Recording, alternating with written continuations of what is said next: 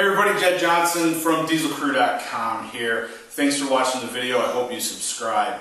What I'm going to talk about today is the relationship between sledgehammer training, sledgehammer levering specifically, and bending. And mainly, the point of this video is to say that sledgehammer training is not going to do very much for you in the way of increasing your upper level bends. Okay?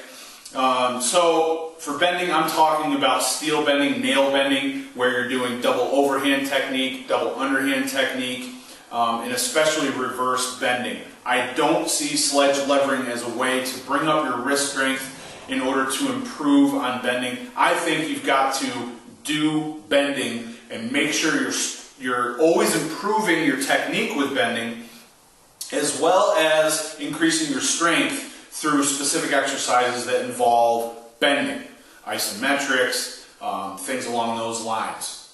Now, why doesn't this work? Well, mainly it's because with sledgehammer levering, the way that most people do it, it's a very dynamic nature. So there's a lot of movement involved. So if you just focus on the wrist right now, I'm going to lower the sledge down to my head and then bring it back up.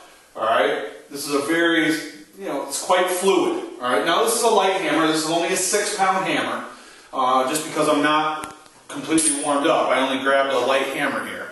But even if it's a 12-pound hammer, there's going to be a lot of movement there, and then there's going to be a lot of movement there in the wrist. If you look at bending, bending is actually very isometric and near isometric. So you don't have a great deal of movement in the wrist in any of the bending techniques unless you're bending something that's really light. So take reverse bending for example. If I get a movement with my wrist this far on a nail, then that nail is probably a warm-up bar. Okay? And I'm just moving through that range of motion, getting some blood in there. It's not anything that's near my top levels. When you're near your top levels, okay, that is nothing like what we just saw. Okay, I think that there's been a lot of information that's passed down from one person to the next, and I'm as guilty of this as anybody, in that I've told people to do sledgehammer levering in order to bring up their bending in the past. I don't say that anymore. I think sledgehammer levering is great for getting your wrist used to the movement patterns, getting them used to producing strength in ways that you're not used to. I think it's great for bringing blood into the area for recovery, doing different movement patterns, for injury prevention and recovery. I think it's great to do different movement patterns. You can train with the sledge to the front, to the rear, do all kinds of different things. They're capable of a lot of movement patterns that are beneficial for the wrist in a strength training, conditioning, in recovery sense. But as far as using sledgehammers in order to go from bending, say, a grade 5 bolt to a grade 8, no, they're not going to do that. They're just not going to do that for you.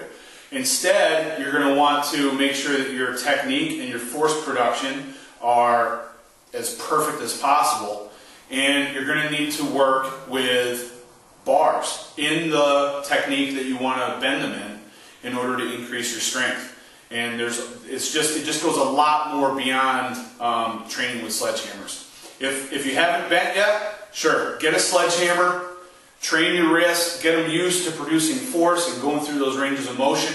They will get you conditioned. They will help you start out on the right foot with some conditioning already and some bulletproofing already. But as far as getting up to bending a red nail or anything like that, not going to happen. You're going to have to. You're just going to have to bend in order to reach those strength levels. That's how I honestly feel. I've talked to people about that before, and it's been a surprise to them. But I just wanted to put this video out because I see a lot of people talking about using sledgehammers in order to bring up their bending, and I think there's a lot of wasted time going on there. There's better things that you could be doing. All right. Any other questions, please feel free to leave a comment below. You don't see a lot of bending videos on my page anymore because I just put more emphasis on grip competitions and feats of strength. But I've helped lots of people get their way up to a red nail. My ebook, my DVD, and online coaching program, I've lost count of how many dozens of people that I've helped get to red nail levels. So if you are looking for bending resources, make sure you check out the description box below, and all the best in your bending. Hope this helps you out. Thanks a lot, everybody. Take care, and be sure to subscribe. See ya.